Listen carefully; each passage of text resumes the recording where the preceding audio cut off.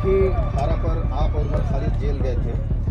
सवाल लोग कर रहे हैं कि आप उनके बारे में नहीं बोलते, वजह क्या? आप बाहर आ गए, वो अंदर क्यों हैं?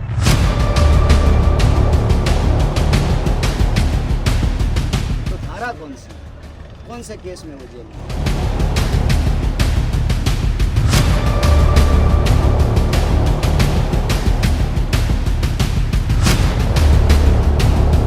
कांग्रेस की पलायन रोको नौकरी दो पदयात्रा चौथे दिन बुधवार को ढाका पार्टी कार्यालय में अध्यक्ष इम्तियाज अख्तर के द्वारा झंडोत्तोलन के बाद शुरू हुई।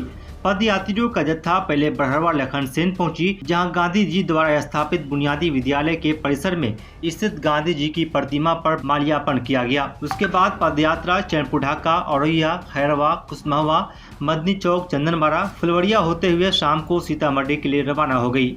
इस दौरान कन्हैया कुमार से जब मीडिया वालों ने उनके कभी दोस्त रहे, जेल में देशद्रोह की सजा काट रहे उमर खालिद पर सवाल किया तो वह परेशान हो गए और उल्टे ही मीडिया वालों से सवाल कर बैठे।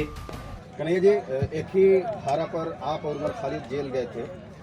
सवाल लोग कर रहे हैं कि आप उनके बारे में नहीं बोलते, वजह क्या? आप बाहर आ गए, वो अंदर क्यों हैं? लोग सवाल कर रहे हैं। आप पहली बात तो ये जान लीजिए, आपको पता नहीं है कि वो किस धारा में जेल में, आपको पता है? भड़काऊ भाषण हुई थी जेल में आप लोगों के धारा नहीं, तो धारा कौन से केस में वो जेल में?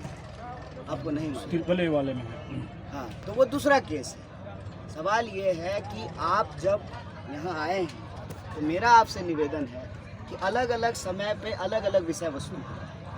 आज का विषय वस्तु नौकरी और पलायन है, इसलिए नौकरी और पलायन की बात कर रहे हैं। जब राजनीतिक बंदियों की बात होगी, सरकार के जो दमनकारी कानून है जिसके तहत इस देश में बोलने वाले लोगों को जेल में बंद किया जाता है, जब उसका प्रेस कॉन्फ्रेंस होगा तो उसके बारे में बात करेंगे। अब आप बताइए कि हंसुआ ब्याह खुरपी का गीत गाएंगे तो कौन सुनेगा?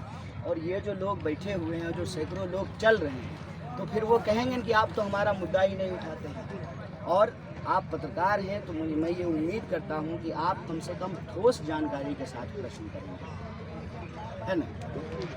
अब हो गया। मैं